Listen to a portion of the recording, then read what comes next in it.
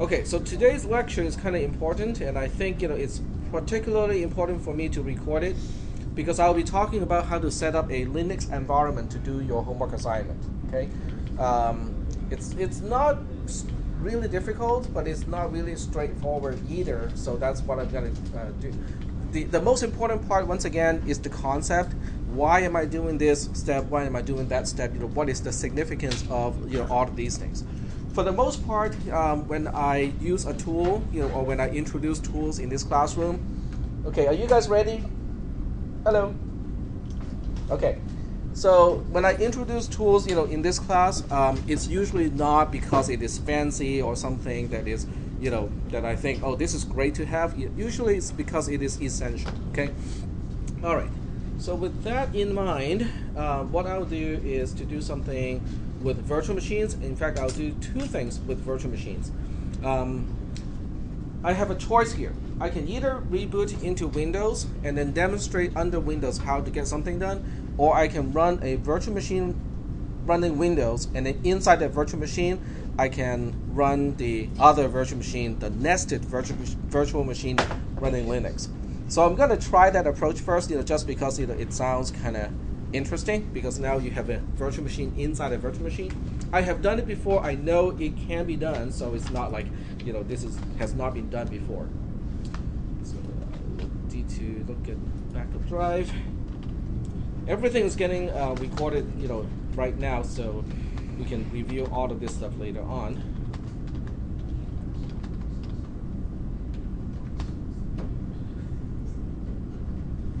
All right. Apparently, I did not shut down Windows properly last time, and that's why it complains. So this is a virtual machine.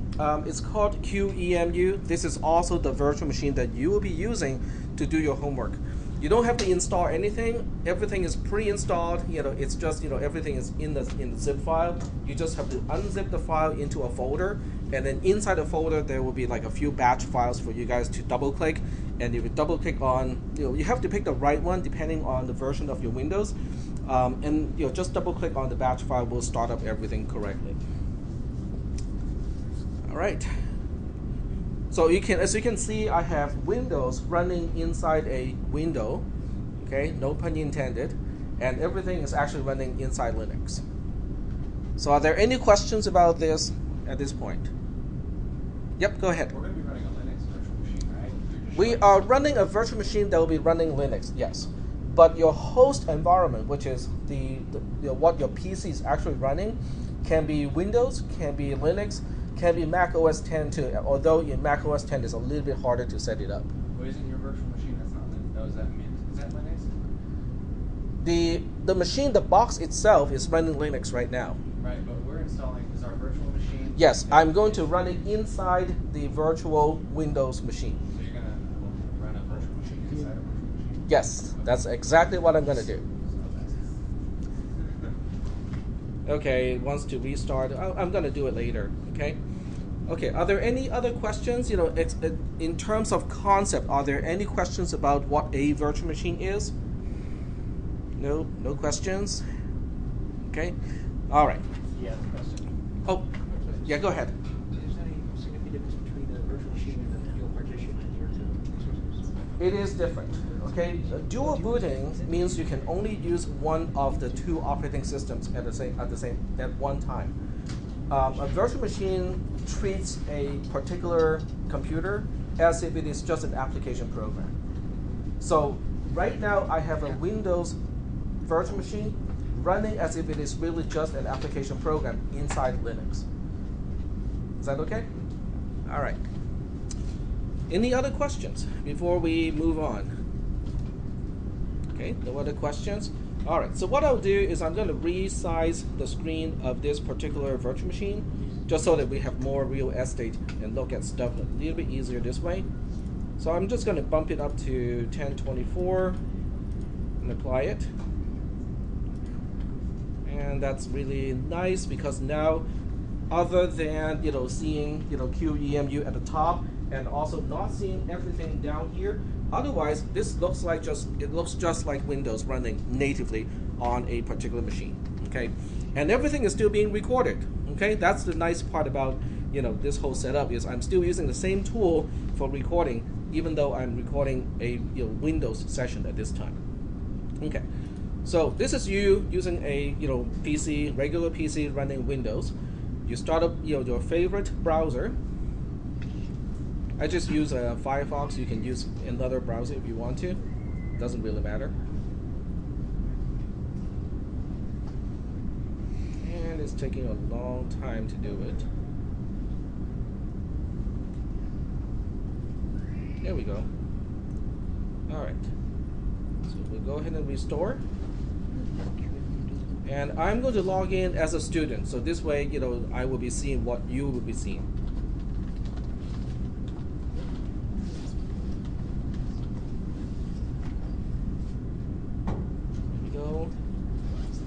We are talking about cisp360, which I am not a part of. Oh, right there. And by the way, if you need to talk to me, don't message the student account, okay? Message the instructor account. If you message the student account, then I usually don't check messages over there. So make sure you message the instructor account. So not available because I haven't done the syllabus yet as a student. So I'm going to continue the last attempt. I'm glad to see almost everybody has completed the syllabus. So I just have to finish mine. And okay, I think that's the only one that I have not answered. Finish attempt. Finish. Alright, so now if I get back to the main page, I should have access to the content of the first topic.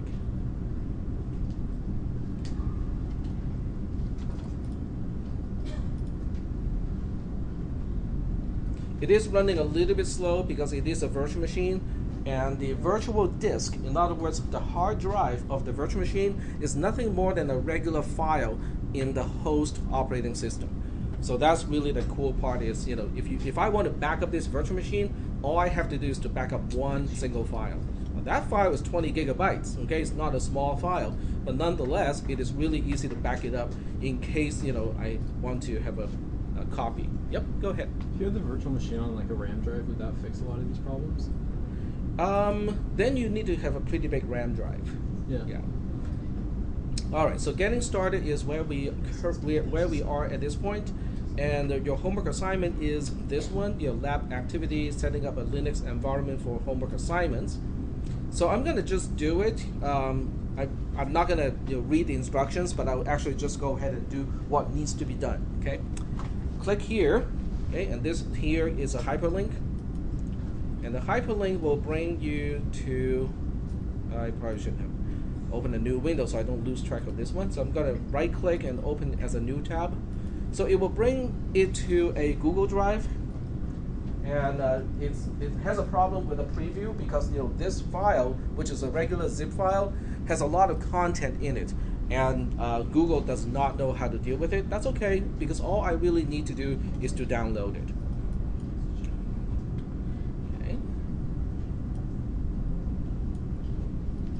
And Google complains that it cannot scan it because it's too big. So this will take a while to download. If you have a slow connection at home, you might want to bring your external hard drive on campus and download it here in room 152 or in this classroom, because the internet connection here is fairly fast. So that's just one idea that you can use. And I can check the progress of the download. It's going to take a while, okay? This is going to take a while. All right. So I'm not going to wait for this, before I proceed to the other steps. Okay, so I'm just going to read this part here. Once you have the zip file, all you have to do is to unzip the file. Does everybody know how to unzip a file in Windows? You just double click it and say, extract to, okay, pick a folder to extract to. You don't have to install anything. In other words, you do not need administrator rights to get this working. Okay, that's the beauty of using QEmu as opposed to VMware, where you actually do have to install something. Any questions up to this point? No questions? Let me see if I can shortcut this a little bit, because I might have the folder already decompressed, over here. So let's see.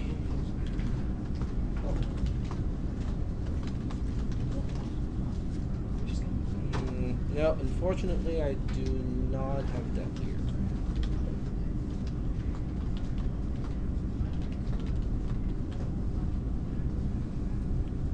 So which basically means I have to wait for the browser to download the file completely. Oh, this is going to be long. Oh, I have one already. It's naming the file as Linux in parentheses 1. So I have an older one. I can just demonstrate how to use the older one, because it's just it's the same thing, except the other one is more updated.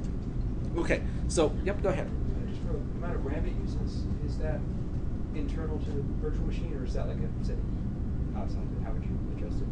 Can you repeat the question here? I guess, can you adjust the amount of RAM so that it's... Yes, you can. You can change the batch file, because the amount of RAM you allocate to the virtual machine is on the command that is stored in the batch file. So we can change the dash lowercase m option to change how much RAM you allocate to the virtual machine. Okay, that's a good question. All right, so this is still, I'm in Windows right now, and I'm going to go to my downloads folder, because one is already downloaded, even though it's not exactly the one that I want to use. It's close enough. This is from last year. So this is the file, okay? Linux is a file, and you can see this is from last semester in January, but it's the same approach, okay? The method to do it is the same, so I'm gonna use this as an example. It has not been compressed yet. Before you decompress everything, you want to make sure that there is enough room on the drive that you want to decompress it to, okay? So I will double check to see. I think I'm going to use my E drive, which is kind of simulating an external hard drive. So I'm going to take a look at my E drive and see how much room is available. Looks like I'm going to have plenty of space here, so I will just go ahead and decompress this. So double click on the zip file, and you click extract all files, and then you want to, this is the important part. You can control where to decompress the files to. So in this case, I'm not decompressing to an internal hard drive, I'm decompressing it to quote unquote an external hard drive. The idea of to decompress to an external hard drive is so that you can take that external hard drive, plug it into any computer running Windows. I think Windows XP is the minimum that you need, but anything beyond that will work, and then you will still be able to do your homework. Is that okay? Does everybody understand the significance of this step? Okay. There's no need to install anything. It's just decompressing a file. So I'm going to click external drive E and click OK, and then click extract, and it will create. Well, I have a folder already created, so I'm going to say no, because it is going to take a long time to decompress. And since I have it already, I can show you the content of this particular folder. When you get yours, it will be slightly different. The QEmu file is going to be a little bit bigger than this, because I have already updated all the software packages to like yesterday or day before yesterday. So yours will be slightly different. The timestamp will be a little bit different. It's not going to be from January. It's going to be like a few days ago. But otherwise, you will find exactly the same files.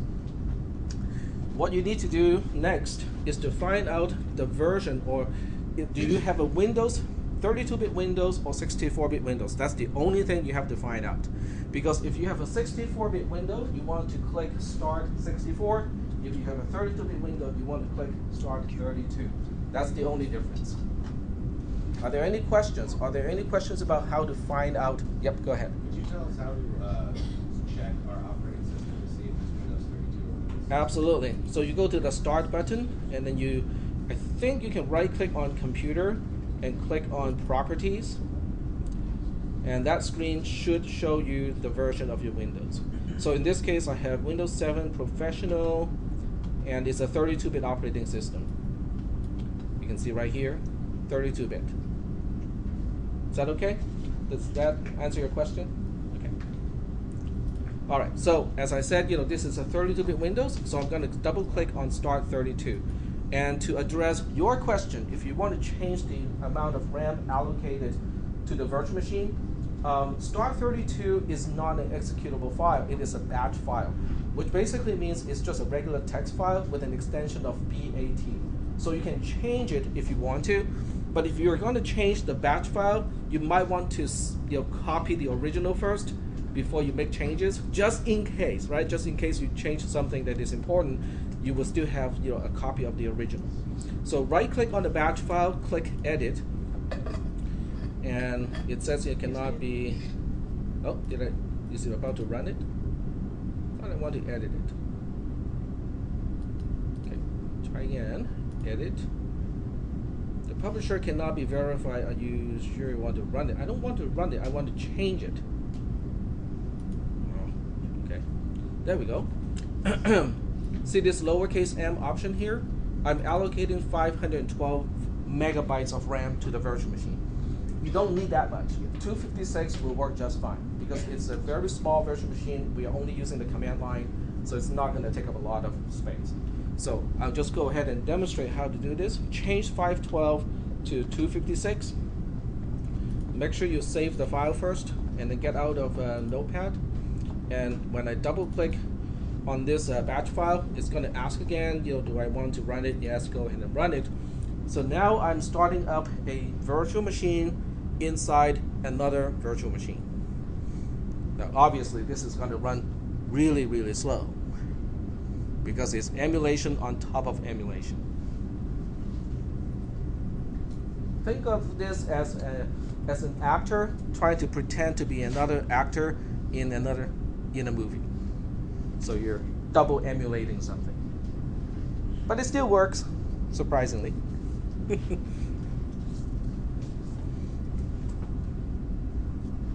It will work a lot faster on a native computer. I'm just running it very slowly here. Yep. What would determine how many virtual machines you could run inside a virtual machine? What hardware component is the one that can do 10 versus 5? You want to see if you have virtualization acceleration flag. Most of the i5 and i7 processors have it. It's called the VTX flag. Now, just because your processor has a VTX flag does not mean it is enabled. A lot of BIOSes, especially on HP computers, by default will turn it off. So you have to re-enable that particular feature first before you can run it fast. I don't think it's going to make that much of a difference when it comes to QEmu. With VMware, it's going to make a huge difference, but with QEmu, it cannot make use of that flag anyway. That's one of the drawbacks of using QEmu. It's going to be a little bit slower, but it will still be more usable.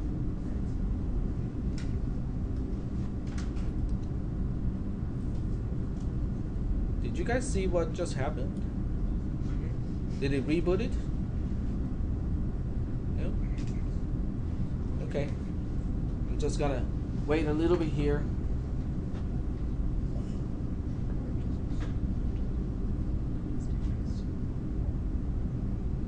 But that's it. I mean, that's basically how you set up the virtual machine.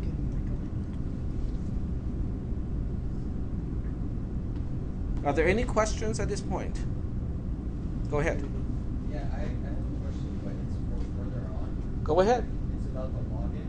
Okay. I tried doing this yesterday. Okay. And I wasn't able to go through the login. Like I got all of this. Uh-huh. Then it asked for the user, so I put in user. Uh-huh. And password, I put in user as well. And it didn't go through. Okay. Well, sorry? Sorry. Okay. Well, it's doing its thing, so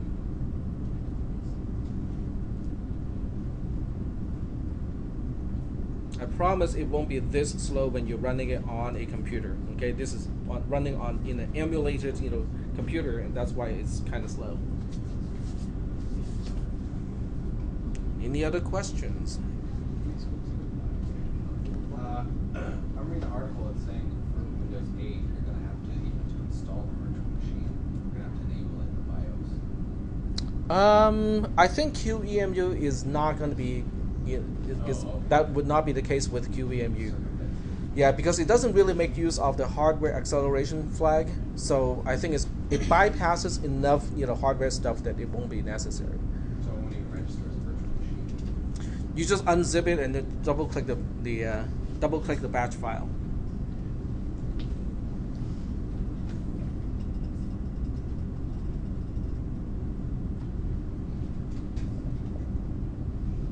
Okay, well, it looks like it's working. It's just taking a long time.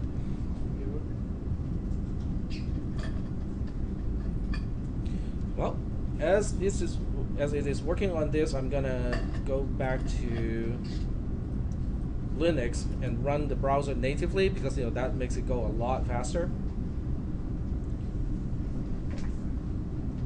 I saw a whole bunch of people starting to read the documents. Are there any questions regarding the documents of the first topic? Yes, go ahead. For your first slide with the last one, some of the pictures aren't loading. Okay. So let me take a look.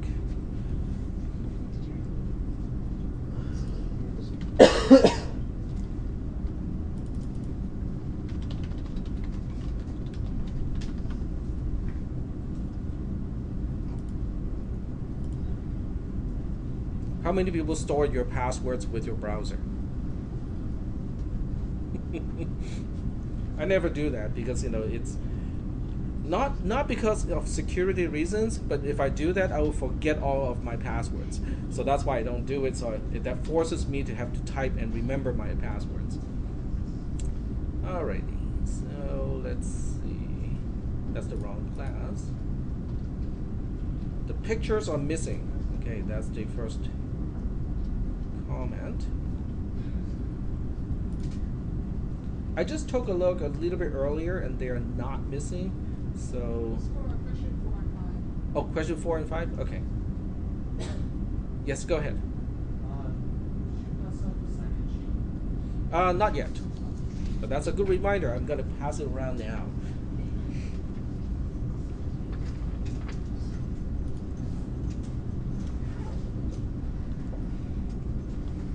And I'm gonna do a preview.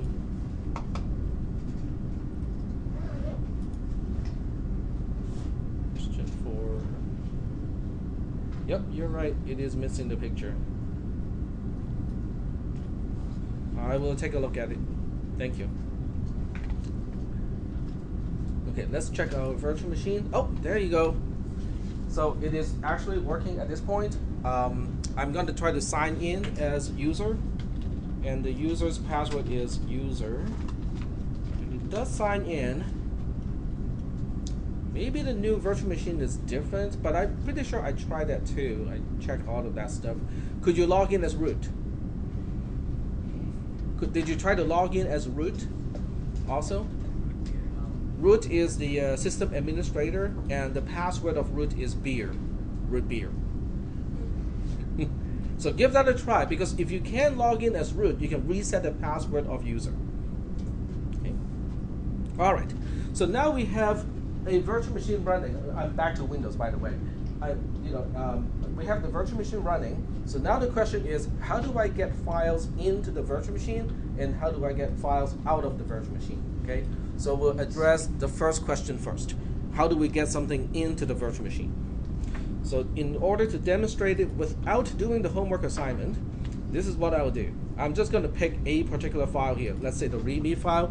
This is in Windows, okay? This is in Windows. It is not inside the virtual machine. So I want to copy this particular file, which is readme.txt. I know it's a txt because it's a text document. I want to copy this file into the virtual machine. So let's see how we can do this. The instruction is in the homework assignment. I'm just showing you exactly how it is done using these tools. The program that I like to use is called WinSCP, or Windows Secure Copy. That's what SCP means. You can use FileZilla and some other tools. There are many tools that support secure copy, but WinSCP is the one that I like to use. So I'm going to double click and start it up. And everything is slow because it's all being emulated. And what makes things worse is the virtual drive is sitting on my external hard drive, which is connected to the computer using USB 2.0. So that kind of makes things a little slow. Yep, go ahead. Is the virtual machine running off the RAM of whatever drive it's installed on, or would it borrow from the host? The virtual machine has its own RAM using the RAM of the host machine. But the drive for the virtual machine is nothing more than one single big file from the host environment's perspective. Okay, so I'm in WinSCP at this point, so this is the important part. Host name is localhost. In other words, the virtual machine is actually on the same machine as the host environment. So that's why, when you want to connect to the virtual machine, you have to use localhost as the IP address. Now, for those of you who like numbers instead of spelling out localhost, it's 127.0.0.1. It's the same thing as localhost. Okay. The port number is something that I cannot remember. I think it's either 2222 or 2220.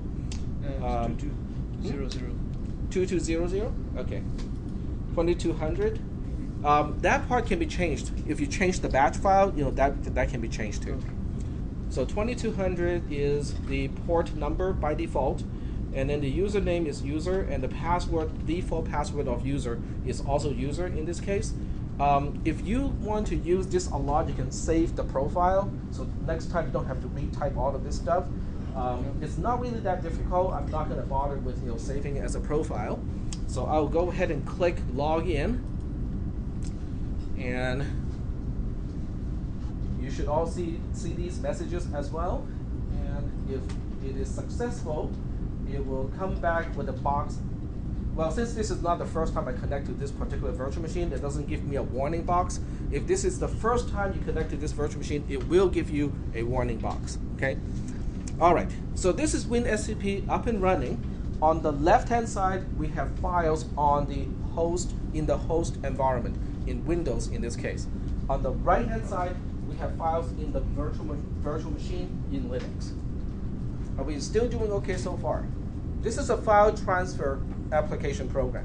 So that's why on one side you see files on one side, which is Windows on the left-hand side, and then on the other side we see files on the Linux side. So, okay, so here's my question. What do you think we need to do to transfer files? Drag and drop. Drag and drop, exactly. Okay, but first of all, we have to get to the right folder. So I'm going to navigate to the right folder first. This particular drop-down box is just like the usual drop-down box. It lets you control which drive you're looking at. So I'm going to go to my E drive on the Windows side, and because I said I want to transfer the README file to the Linux side. So all you have to do is to drag. Oh, where's my mouse pointer? And drop. And it will ask you to confirm. Oh, yep. And the file is now on the other side. Are there any questions about this step? I dragged a file from the left-hand side, which is the Windows side, and dropped it onto the right-hand side, which is the virtual machine side. Is that okay? How do I get a file from the virtual machine back to the host environment? Drag and drop. Drag and drop, but in the opposite direction. Are we doing okay so far? Yep. Can you copy them? Copy? Yeah. But drag and drop is copy. Okay. Just wondering. Yeah, there's no such thing as actual moving in computers. Okay, I didn't know. So Yeah, that's basically the same thing as copy. Any other questions? No other questions? All right, so you guys should be all set up to do the homework assignment then. Yep. What exact error are we supposed to get when we do the last step in the assignment? The last step of the homework assignment. Let's take a look. All right, so let's get back to the homework assignment, and we'll take a look at the last step, and I can tell you exactly what you're supposed to see.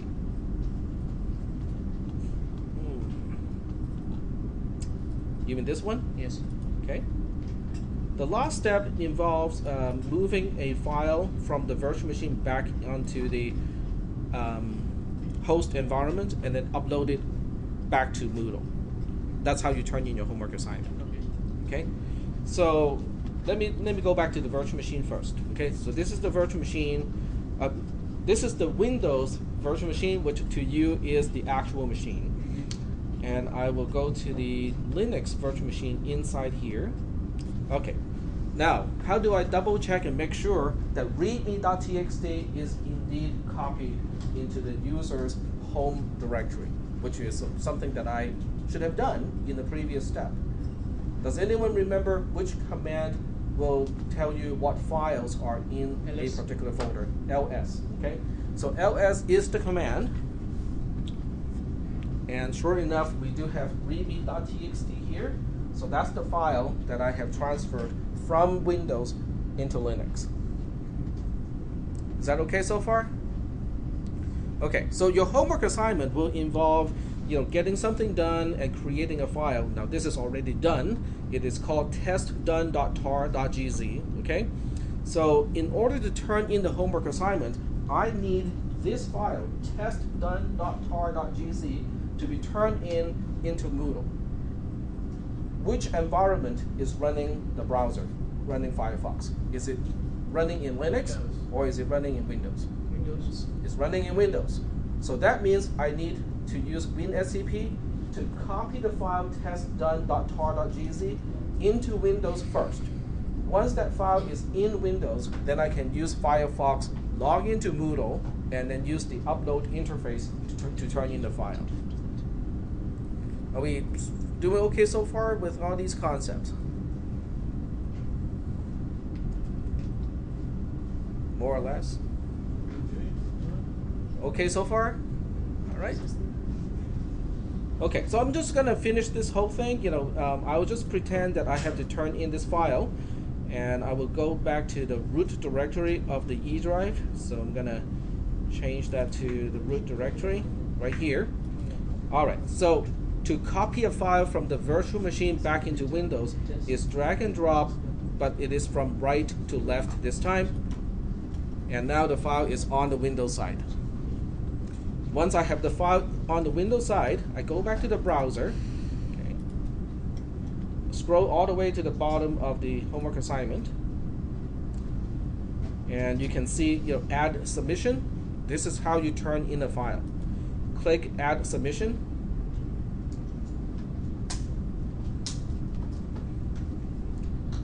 And unfortunately, I have to scroll all the way down to get to this part.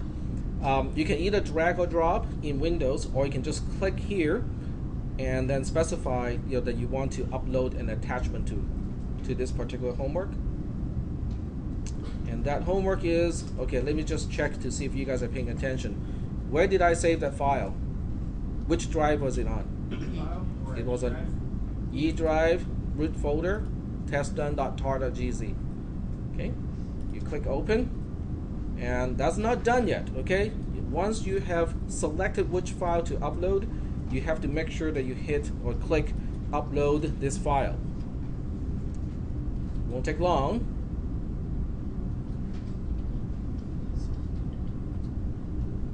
Now we have the file quote unquote uploaded. We are not done yet, okay? You have to click save changes. If you do not click save changes, it is not finalized, and I won't be able to see the file as a submission. So make sure you click Save Changes in this particular screen before you move on. Okay? Now let's double check and make sure that it is actually uploaded.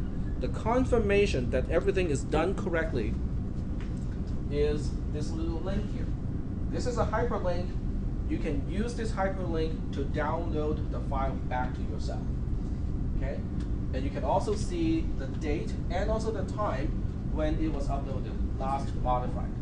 So this is confirmation that this file is turned in today at 1:38 p.m.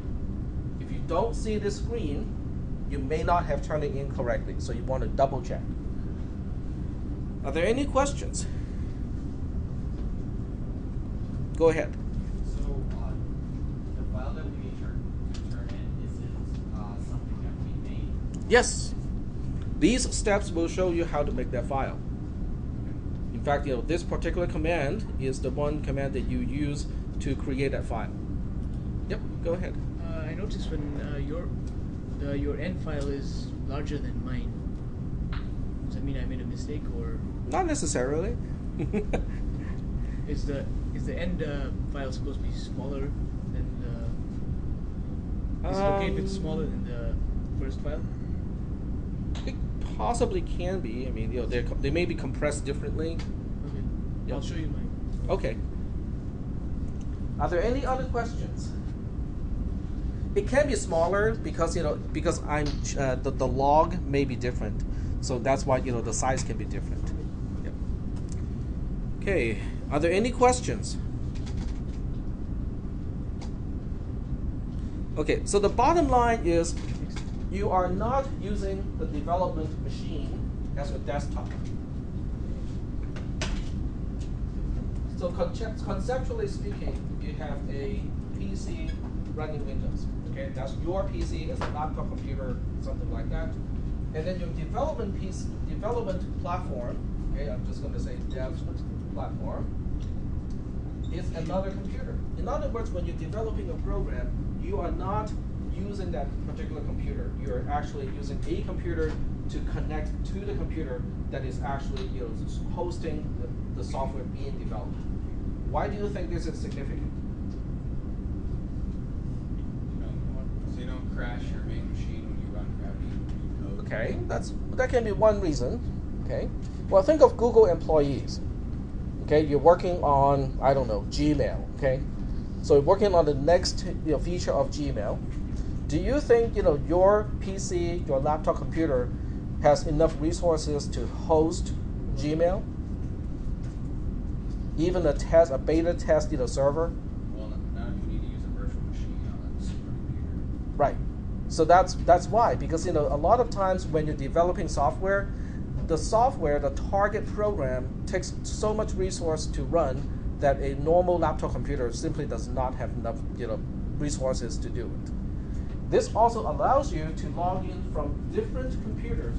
You might have one computer at home, one computer at work, and your cell phone, and they can all connect to the development platform to continue working on the program. Because you don't have anything actually installed here, or here. Everything is actually being hosted here. Now we have to move the files around just because we have homework assignments to turn in. In a work environment, you don't have homework to turn in, so all the development files, all the source files, they stay on the development platform. Is that making any sense? And this is kind of why I want to use this particular topology for homework assignments. In addition, I want you guys to get used to command line instead of GUIs. So that's the other reason. Are there any questions about this particular homework? It is due in 1 week, okay? So I will strongly recommend that you try to get this done sometime over the weekend. If you get stuck, don't bang your head on the computer. That's not healthy. Just write down your question and ask on Monday. Okay, we are meeting on Monday as well. So make sure that you have all the questions on Monday, then I can try to address all of those problems on Monday. Okay? Is this part okay? All right. So if this part is okay, then I can shut down my Windows virtual machine. But the first thing I have to do is to shut down the virtual machine first. Okay? Some of you have done this homework assignment already, so you know the answer to it. How do we turn off a virtual machine? Sorry? Exit? Well, exit is going to go back to the login screen, so that's not going to be, it's not shutting down the actual machine. Now, there's also this button here. You are absolutely right, okay? You want to change to root account and then use the command. But I just want to demonstrate the other ways to quote-unquote shut down a virtual machine. You can click that X icon, okay, to close the application. Because after all, the virtual machine in emulation is nothing more than an application from the perspective of the host environment. So that will shut down the virtual machine, but it's no different from pulling the plug on a real computer. Would you do that on your own computer at home? If you have a desktop computer and you go, I need to shut down the machine, you just go to the power strip and hit that button and shut down the printer, the router, everything all at the same time. You probably don't want to do that. Why not? You might lose your files. You might corrupt your files. You might lose some files. Now, fortunately, most modern operating systems or most modern file systems, like NTFS, Extension 4, and so on, they are called journaling file systems, which means they have built-in mechanisms so you won't lose at least a whole lot of files if you just unplug the computer. You might lose one file, and that's about it, okay? But it's just not a good practice. So what you want to do is to log in as root, okay? On this, in the login screen, log in as root, and remember root beer, my favorite beverage. So root beer, log in, and then type the command power off. One word, all lowercase, and it will start the shutdown sequence, and it will shut down everything properly this way. Okay. So what can possibly be worse than clicking that X icon here to shut down the guest operating system? An emulated operating system is also called a guest operating system. What can possibly be worse than that? I can tell you what. Unplugging the host environment. Okay, so you're running a virtual machine, okay, under Windows. So the Windows desktop, you say, okay, I want to shut down everything, including the guest operating system. So if you unplug the power from the host environment, that can destroy the virtual machine to the point where it cannot be recovered. So that is the single most destructive thing you can do to a virtual machine. Pressing the X button is kind of bad, but it's not going to, in reality, it's not going to do much. But if you unplug the host environment, that can be really bad. Are we still doing okay so far? Any questions? Okay, yes, go ahead. Just for a 10 sheet, if you're not on the wait list, but you're crashing first, so which Just add your name on it. Alrighty. So I think we are all done with this little demonstration. Yes, go ahead. What if the power goes out when you're doing your homework? Okay, you have a few choices here. If you have a laptop computer and a desktop computer, do it on your laptop. Because your laptop has a built-in battery, so it will give you at least a few minutes of extra time to shut down stuff. On a desktop computer, unfortunately, that will create that worst case scenario. So in that case, you probably want to back up your virtual machine once in a while so you won't lose everything. Or you can get a UPS, you can get an uninterruptible power supply, that would also help. A small capacity UPS is not expensive. It's not designed to give you like 2 hours of runtime. It's designed to give you like 10 minutes of extra runtime so you can properly shut down the computer when there's a power outage. So I would suggest doing that, if you kind of worry about getting a blackout. Yeah. Well, it's hypothetical, but it can happen. And on top of that, blacking out is bad, but browning out is even worse. Does anyone know what is a brown out, not a blackout? Yes, what is a brown out? And then power fades either partially or slowly over time. Yep, power fades, okay, so instead of giving you 110 volt, it is down to 70, 60, or some kind of marginal stuff. Switching power supplies can compensate for the most part. But when the power dips below a certain point, the power supply will do funky stuff, okay?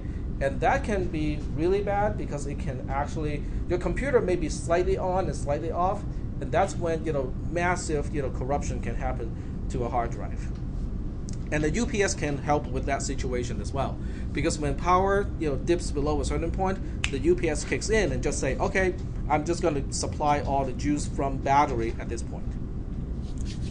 All right, so this is all done. I'm going to shut down my Windows virtual machine here. And I think it's extra slow because it wants to update. I have not run this particular virtual machine for a while. And Windows likes updates. So it's going to be, it will take a while to shut down.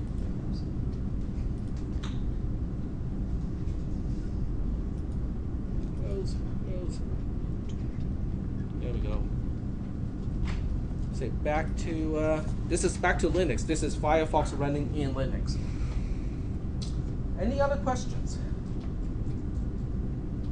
Let's go back to the main topic, and we'll go through all the slides, all the documents, just to see whether you have any questions about all of those documents.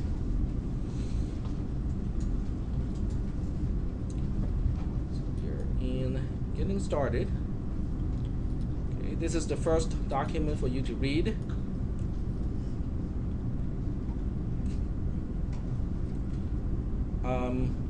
Any questions about this particular slide? Quick test. If you get a program mostly done and the program is not compiling, would that particular submission get any points? The answer is no, okay? Because I grade by test cases. So your program has to work for at least one test case to get partial credit. All right, let's get this one out. Next one, how is a program written and how does it run? Now this is actually a pretty useful slide. It's not only useful for this particular class, but it's also for other classes too. Explanation from the bottom up. Okay, so I'm just going to go through this a little bit because I think an overview of a computer is going to be helpful. There is a particular quote-unquote activity that can help you with this, which is something that some people have done it already. It's this particular slide here. This is not an actual quiz. Low-level mechanisms and representation, even though it has the icon of a quiz, which is a piece of paper with a check mark on it, it's not an actual quiz. Let me show you why it's not an actual quiz. All right. Once you start the test, how long do you have to complete the test, quote-unquote test? Until Monday. Until Monday, exactly. So it's not limited. It's not like an hour or half an hour. If you get a score that you really do not like, I got about 50%, what can you do about it? Do it again. How many times can you do it again? 13. No, as many times as you want before the due date. It is unlimited, okay? So the point is, I want you to read the material and answer the questions, okay? But this really is a part of the reading material, okay? This is how I deliver text, in this particular class. So what I'll do is I'm going to do a preview and just point out the important stuff, okay? So I will start with question number 1. So each question is basically a little section of text. And we start with a vacuum tube because a vacuum tube is vacuum tubes are the main components of the first computer called the Colossus. Okay. How big is a vacuum tube? I think that's a €1 coin. I don't know how euros go. That's pretty big, right? That's a good chunk of a little smaller than a quarter. But look at how tall that thing is. It's the height of about, what, 2/4? Okay. So that's really kind of a big device. And it doesn't do much. All it is a valve. Okay?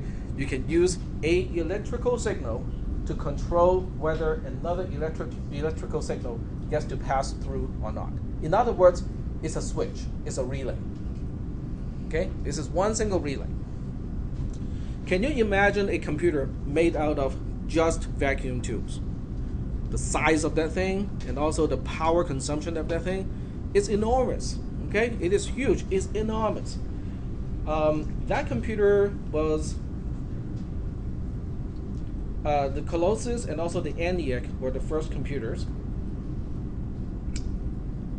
And this question, what is a collector plate? The answer is in the text itself. I'm not going to give you the answer. That was in the 20s, 1920s. In 1953, about 30 years later, people start to use transistors. Now, transistors are a lot smaller, compared to vacuum tubes. They are a lot smaller.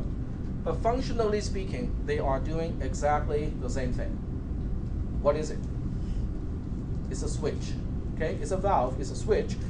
but it's not like a mechanical switch, because a mechanical switch, like the switch on the wall back there, it uses mechanical movement to control the flow of electricity. A transistor, a vacuum tube, they use electricity, an electrical signal, to control the flow of another electrical signal. That really is the significance of a vacuum tube, a transistor, or a relay. The physics or basic principle is based on p-n junction with a BJT or bipolar junction transistor. That's a BJT. And then these days we have FETs, FETs, or field effect transistors. But for the most part, this is a little bit of stuff to read through, but the answer is a part of this text here. In other words, I'm not turning this class into a semiconductor device physics class, but the answer is in the text. You just have to read and understand the text to get to the answer. It took 30 years to go from vacuum tube to discrete individual transistors. In 1953, people start to use ICs, okay, integrated circuits. An integrated circuit is basically one substrate, one silicon thing that contains multiple transistors. So the density of transistors is a whole lot more than individual transistors. But nonetheless, they are still made out of transistors. And it is 1963 that the first computer made out of IC first came about. Do you see the time progresses faster and faster? 1920 to 1953, and then to 63, it's just getting shorter and shorter. It took 30 years to go from vacuum tubes to use transistors. Okay, let's think about 30 years later from now. What is going to be the version of Android 30 years from now? We don't even know whether Android will be around. Yep, go ahead. Are you describing Moore's law or Rose's law? It is Moore's law. Okay, so we are going to move on here. We'll talk about how we shrunk from 8 microns. A micron is a micrometer to nanometers, to 22 nanometers. 1 nanometer is a billionth of a meter. In other words, transistors have shrunk significantly just over the past few decades. I still remember in my graduate school days, my roommate, who's a double E guy, his call sign in games is called submicron, because at that time they thought it would be impossible to make transistors smaller than a single micron, which is 1 micrometer or 1,000 nanometers. And today, when you go buy an i5 or i7 processor, the current generation at Fry's, what is the size of a transistor? Yep. Well, it's 14 nanometers now, isn't it? It's 20 nanometers, but they're moving on to 18 or 17 as we speak. Okay, yep, go ahead. I thought the Intel Skylake processors were down to 14 nanometers, or is that just architecture? I don't think that one is for consumer yet. So consumer processors, I think, are currently at about 18 nanometers. But 18 versus 1,000 is still a big change. Yes, go ahead. He's actually right. Skylake is 14 nanometer. And it is for It's consumer grade? Yeah. Wow. Okay, that is quite amazing. It's amazing how quickly they can shrink the size of transistors. Just when we think, we cannot make it any smaller, it got smaller. Okay, but what is the impact of? Yes, go ahead. Isn't there like a hard limit though, like 6 nanometers or something? Well, they thought there was a hard limit when transistors were 1 micron big, but then they found ways to bypass that. So I'm pretty sure they think there is a hard limit, in terms of physics at this point. But by the time we get there, they will find ways to get around it. Okay, but what is the effect of making transistors smaller? It has multiple effects. Go ahead. You can add more memory. You just have more computing power. Just like you don't need like a whole room in order to have a computer to do. Okay. something. Well, it has several impacts. The first impact, obviously, is to the size of a processor, because now we can pack more transistors onto the same size of a processor, right? So it's smaller, physically smaller. What would be some of the other impact? Go ahead. Require less power. It will require less power. Okay. What about execution, processing speed? Would it go up or go down as transistors get smaller? Everything's closer together, so it would go up. It would go up, but not because they're getting closer. Interestingly, it's not because they're getting closer. There's more. Getting closer has a effect, but it's not that much because the speed of light, which is basically how electrical signal can go, it's a really high speed. So getting closer is going to give you a really marginal gain, but not significant. The reason why smaller transistors go a lot faster, okay, since somebody asked, I feel obligated to answer that question. Okay. The symbol for a field effect transistor can be simplified to something like this. Okay, this is what we call a gate, and if I remember correctly, this is the source and this is the drain of an N-channel MOSFET. Okay, you don't have to remember any of this. Okay, the most significant part is this part here. For those of you who have taken some other classes, what is this symbol? What does it represent? It's a starts with a C. It's a capacitor. Exactly. So with a larger transistor, it's a bigger capacitor because the surface between these two, each plate is bigger. So it has more capacitance. As transistors get smaller and smaller, the capacitance also drops. Okay? But why is that important? Where's less energy to charge? Because it takes time to charge it up, it takes time to discharge it.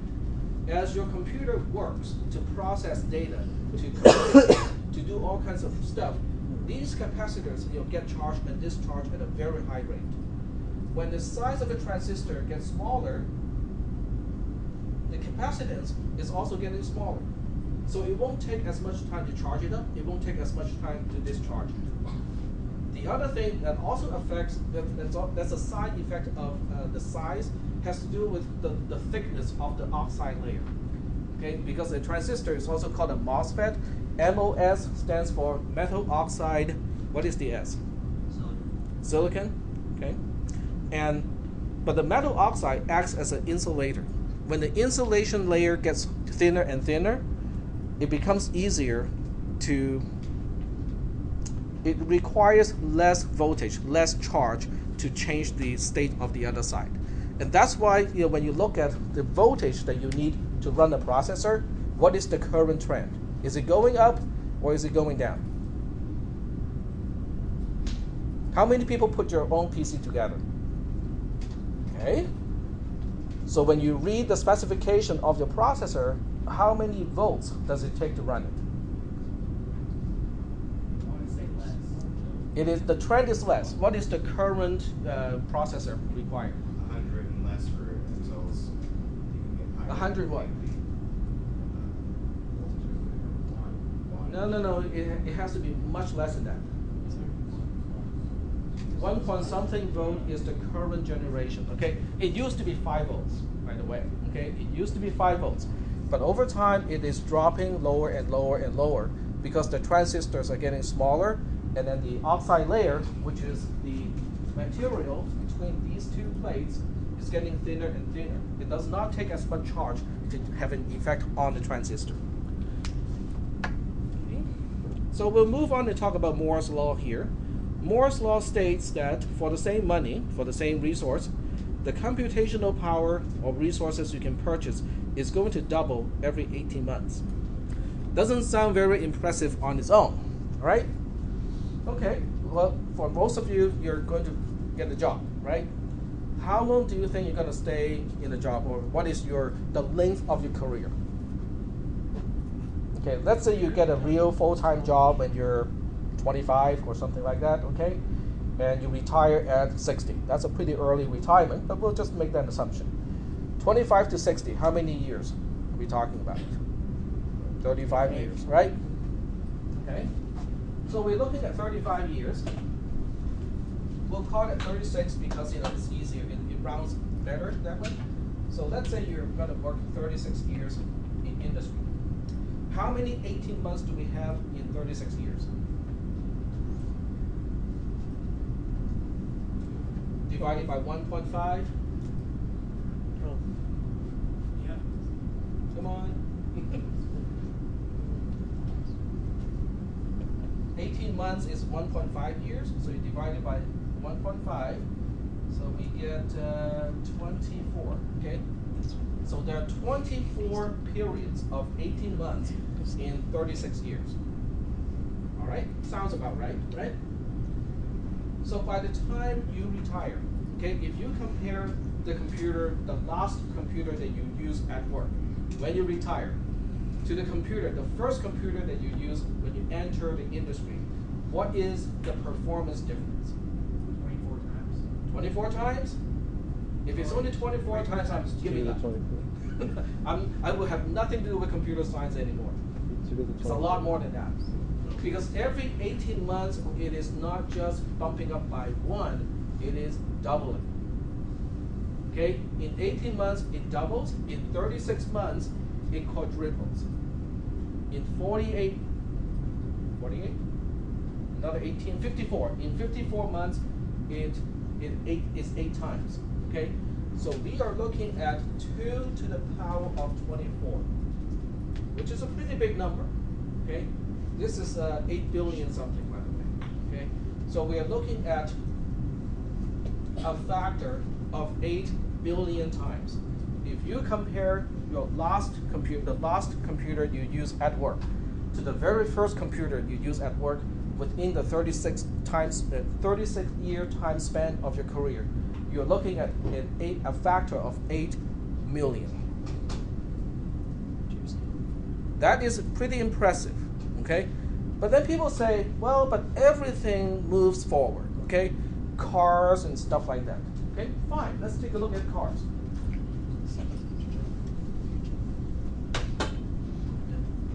Model T.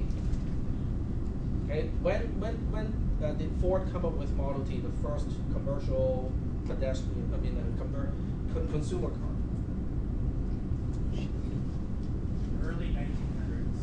Or Early, it's about 40 years ago. Actually, it's not that long ago. Okay, it's about 40 years ago. So we'll say, that's 40 years. Okay. How much horsepower do you think the Model T has or had? 20 horsepower. Go like, yeah, 20 horsepower. My lawnmower has more horsepower than that. Okay, fine. You look. So we fast forward 40 years. Now 40 years is a long time. So we look at a brand spanking new Camaro today. Okay. What is if you just buy something off the lot, how much horsepower are we talking about? 500. Okay, would that be a good number? So let's say it's 500, which is pretty extreme. Okay, that's a really fast car. But what is the factor of change? 25. 8 million. 25.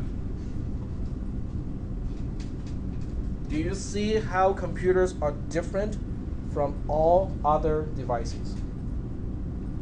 Because of the exponential change, it is significantly different from any other technology that we have.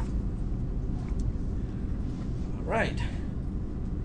So I'm gonna fast forward to the next one. So you're supposed to read all this material, and to answer the questions. And unfortunately, this one is missing, and I have no idea how to. Oh, this is just a file. It's not missing a picture, but there are pictures that are missing, and that is the picture. I can show you the picture. I will put it back into the notes later, but I can show you the picture right now. Okay, so now we know that computers are mostly made out of transistors, right? But how can transistors be used to compute, to store information and stuff like that? Okay? So I'm going to show you a picture. Here's T1, this is T2. These two are just terminals. And we have two P-channel MOSFETs here. One connects to one connects to T2. And this is tied up to VCC, okay, which is the supply voltage of a computer. And then on the other side, we have a ground symbol, which is 0 volts. Okay. And then we have 2 transistors here. They're both n-channel MOSFETs. This guy shares the same signal as this guy, and then this guy shares the same signal as that guy. And here's T3, which is the output of this entire thing. Now you don't have to copy this down. I'm going to include a picture into the notes. Okay. It's really just the concept that is important, not really the details. Okay. All right. So now we have a picture of 4 transistors, 2 input terminals, 1 output terminal, 1 line to connect to VCC or the supply voltage of the computer, and 1 line to connect to ground, which is the 0 volt reference point. Okay. This is a gate. Okay. This is what we call a Nand gate. N-A-N-D Nand gate. Okay. A Nand gate gets this name of NAND because it is negated and negated conjunction. Okay. We will get to all of that stuff later, but it's a very simple logical kind of thing. We can make a table. Okay. The table, in fact, is in the notes itself. So I'm going to show the note here. There we go. So this is the table. It states, what happens. What happens when the voltage of T1 is high, the voltage of T2 is high? What happens to the transistors? Which one is off and which one is on? What is T3 going to be connected to? Is it going to connect to ground and have a low voltage? Or does it connect to VCC and have a high voltage? So this is kind of like a truth table. We will talk about the truth table later on. But nonetheless, it is a table to map the incoming condition to the outgoing condition. It is the simplest gate you can make out of transistors, or one of the simplest gates you can make out of a transistor. Okay, so from transistors, now we have the next level of component called a gate. A gate is called a gate because it can deal with logic. Okay? Do we use logic on a daily basis? What words in English signifies the use of quote-unquote logical operators? When you go to McDonald's, okay, if the condition to get a special toy is you have to be younger than 6 and you have to get a Big Mac hamburger to qualify to get this little toy here, okay? What does the word "and" signifies? Both, okay? You must, both conditions must be met in order to be qualified to get a toy. But what if they change that condition to you have to be younger than 6, or you can purchase a Big Mac hamburger to get qualified? Well, or is not either or. Or simply means at least one of the conditions has to be true to get qualified. So those are the, so we use those logical quote-unquote operators on a daily basis. This part I need to fix it too. So let's not worry too much about this one or the next one.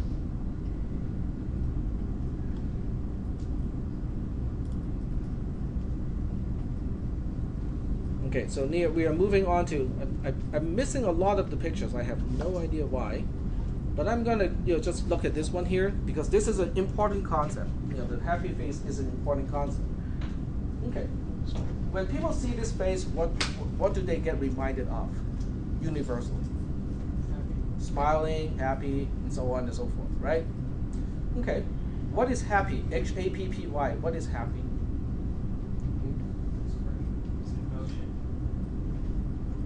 Well, it is interpreted as an emotion, right? Because on its own, it's nothing more than 5 letters. H-A-P-P-Y. To someone who does not know English at all, the word happy has no meaning.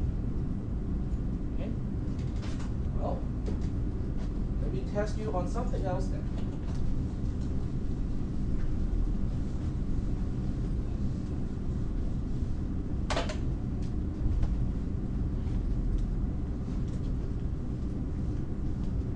How many stars did I just put on the whiteboard? 0. 5, okay. Okay, what is 5? It's a quantity, right? 5 itself is a quantity. But we usually write it like this because we are used to base 10 numbers. But this is also a particular symbol borrowed from a particular language. Does that make any sense? I can say this is the number, this is the quantity of stars that I just put on the whiteboard. To most of you, it makes no sense, right? Because you don't know this is the Chinese character to mean the quantity of 5. All right? So you know this one. What about this? That's also the same quantity. It is 101, but in base 2. So instead of using base 10, we're now switching to base 2. The reason why base 2 is important in programming and in computer science is what? Binary. Why is binary important? That's how the computers understand it. Okay? You can use it with switches. Because we are using switches. And what are the states of a switch? High or low. High or low, on and off. Okay? So that's why binary numbers are important, because we are actually storing everything in base 2. We are doing all the calculations in base 2. How many people are now thinking, you don't have to raise your hand by the way, how many of you are thinking, oh no, we have to learn a new base, a new way of doing math, and so on and so forth? You're not the only one, okay? I can understand the anxiety of, okay, here comes something that's really difficult. But let me tell you one thing, okay? I know I'm running a little bit over time. How long do you think a third grader will take to do multiplication proficiently? And I'm talking about multi-digit multiplication, like 316 times 613, okay? About a year, okay? About a year, because in order to master multiplication, they first have to master what? Addition in base 10. In base 10, addition is not easy. What is 6 plus 7? It is 3 with a carry, right? Because this is how we can have multi-digit addition, right? What about 7 plus 9? 6 with a carry. 6 with a carry. But how do you know that? You have it memorized. That's memorization. Multiplication. What is 6 times 7? That's easy. It's 42. How do you know that? You got it memorized. Okay? Because we have a multiplication table. How big is the multiplication table? Okay, theoretically speaking, it's 10 by 10. Okay? Then most people will say, but we have the 0 row and the 0 column that is useless, because 0 times whatever is 0. So take that row out, take that column out. We have 9 by 9 now, right? And then most people look at it and go like, we can cross out another row and another column because 1 times whatever is whatever. Okay, that's easy. So now we have 8 by 8. Most people will look at the multiplication table and realize it's symmetric across the diagonal line. Okay, take away your 1/2 of it. We still have 32 entries in the multiplication table, right? Imagine in base 2, where we only have zeros and ones. How big is the multiplication table?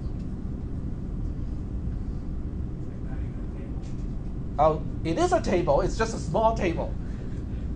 Okay, I'll give you the 4 cases. What is 0 times 0? 0. What is 0 times 1? 0. What is 1 times 0?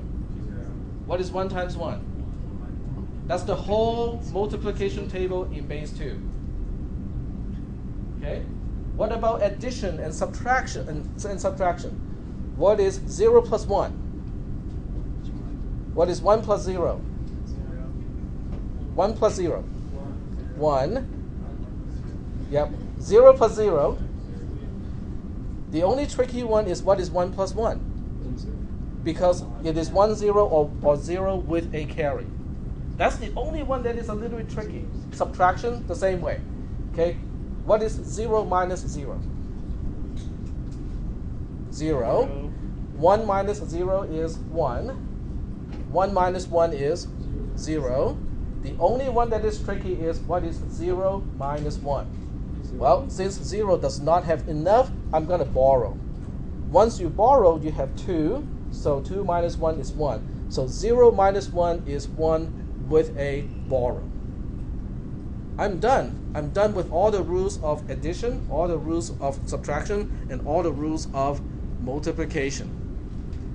Don't you think third graders will really like base 2 now? Okay, so we are running out of time. I'm going to fix up my notes, because when I changed the version of Moodle, something happened.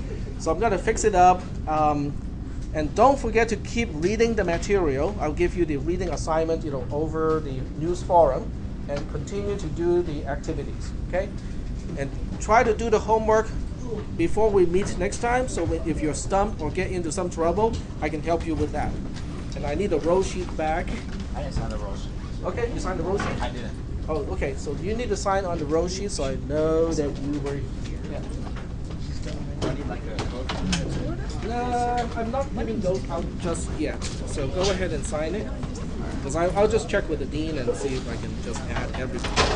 So so if they're not even on the wait list, add Yeah, just add your name down here somewhere. So are you gonna do the permission numbers by the end of next week? Yeah, sometime next week. I don't see any problems. Yeah, I'm pretty short on the list. Okay, my brother wants to do this. Kind of curious. Okay. Alright, so we gotta wait to. Yep.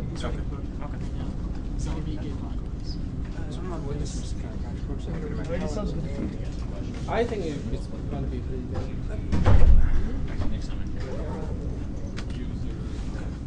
Okay. Alrighty. So is that like some standard guess? Yes. Yeah, that you have to write down because if you don't know where to go, then you won't be able to do it. So you want to go to this URL, it's moodle.loswheels.edu. And then once you get there, you sign in. In fact, I can just have you do it here. Plus for an 8-week class, we barely even got into this. I was so lazy, man. I did it. I mean, Yeah, that's a big what you had. All right. So go ahead and sign in. Questions? Yeah. I had the same problem of couldn't be able to log into Moodle when I came to this class. Okay. I just it. Okay, could you get past the login screen and get to this screen at least? I couldn't do that. I Talk to her. wasn't able to do that. Okay. Okay, so scroll down, click CISP, and click the class. And then it will ask you for a password. It's G++. Oh, so that's the space. Yeah, lowercase g plus one word. No, it's actual plus spelled out. Oh. Yeah, so type it in and That was why I couldn't. yep. And then I do the signature agreement. Yeah. Then it'll open up all the other stuff. So after that, then it's finished? After that, just Yep, this is it. You have to right here. So this is what you need to do. Don't do it here because it's going to take you a while. Okay. It looks like a quiz, but it's really just an acknowledgement of the syllabus. Okay, it's kind of long, but kind of. So where's the homework? The homework. Okay, go back up. Once you do this, it will open up again. Oh, okay. So you have to do this first. Okay, yeah, I'll just do that. I'll log out from here. Yes, you can just. I'm using CSON. Okay, thanks. Or no, I'm using Antec. I just had a quick question. Yeah. Regarding the Linux environment. I already have one on my laptop.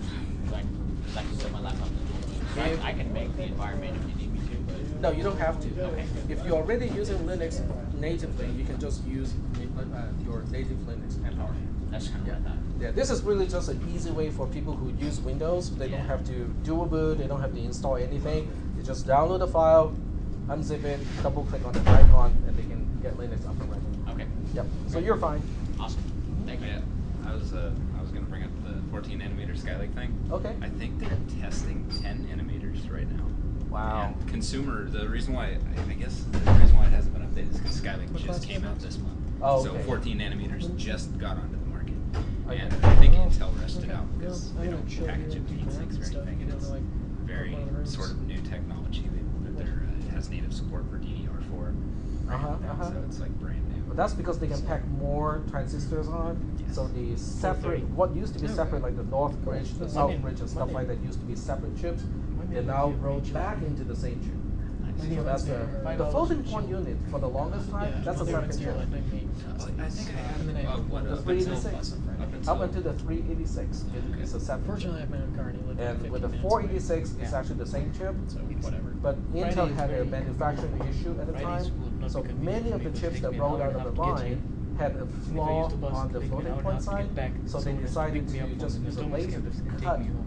the electrically it would cut off That's why I the avoid Friday defective classes side, because usually and they would only sell one it class as a on Friday. 486, And coming which here is is a wasting the whole regular fucking processor. jack shit. Now, if you do a lot of floating point calculations, they would sell you you a get a lot of time to try to meet 487 people and study. coprocessor. But it's not True. actually a But coprocessor, it's an entire functional processor. There you go. It's just the way it is supposed downloaded to be Final with the Fantasy VIII. floating point unit actually supposed to be operations instead of Look shit. Sounds like a good way to save money. instead of neutral. Oh, they made I lots of still money love it that though. way. Still love it. And their competition was They need to AMD. remake it. They make a lot of games. So. They make it. They remake it. Sorry. Hey, that's right. Because everyone loves 7. That's because we're You should love 8. Hey. How good is Simran and Matt? Yeah, you are. I think she's decent. Okay. Sign in first. Because Like, it'll take her a while to like figure it out. Like, That's fine. Not As long only as like she's- us. Yeah, I mean, shit, we were that fast. Yeah, but as soon as we got into the groove, Yeah. it would Maybe, like, maybe not dawn, but Okay. slow. Yeah, she's not that bad. I'd say on a bad day she'd be like, if we're on a scale of 1 to 10, she'd be a 7. Good day, 9.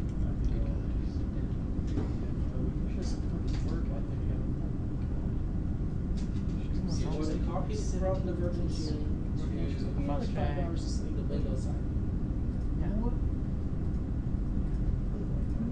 Even this You don't have the file. You include that stuff. You don't have the file. So you haven't done the My virtual sleep schedule is just messed up this week because I get up, trying to just get up at 6, so I have a little bit of time before I just leave for school. And I'll just like get up, shower, food, gone. Like I have time to do stuff. You haven't. What time is the math class? 11? First class is 9. It's bad. Super easy. Dude, it's hell. I'm going to take it next semester. It's transferable, right? Read the instructions. Read the instructions. Don't just come in and open some stuff, okay? Read the instructions so It's you just know a what to 1 hour do. class. So I have to go Don't make it. process and then for 15 minutes. Hey, we're having the same error actually, and I'm having one more than he is. I full screened the environment, and I don't know how to unfull screen it. Yeah. You can take a look at these first. Okay. Well, I don't know either, but I can Google it. That's the best way to go. See, I fix people's computers and they pay me. What they don't know is I just Google better than they do. Okay. You want to? Yeah. Well, QEmu has a command mode as well, so you can.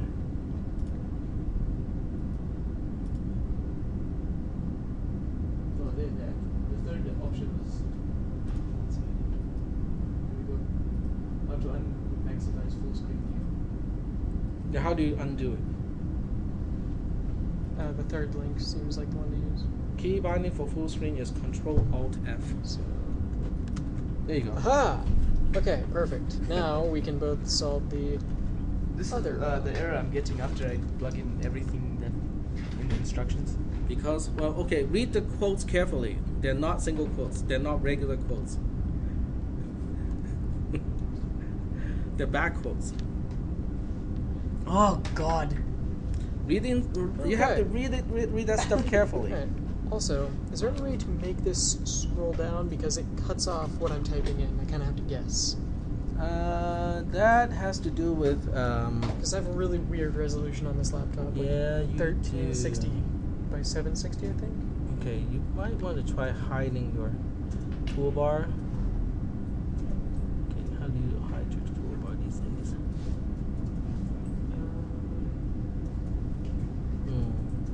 Properties. Auto hide. Oh, okay. Okay, you can turn it back on. You can turn it off later on, but at least for now, you can. Yeah. I'll See just the whole adjust thing. to it. Okay. Okay. Yeah, if you put your mouse cursor all the way down, it will pop up. The toolbar will pop back up. Okay, handy. Yeah, it's auto hide. All right. Plug it right, click it.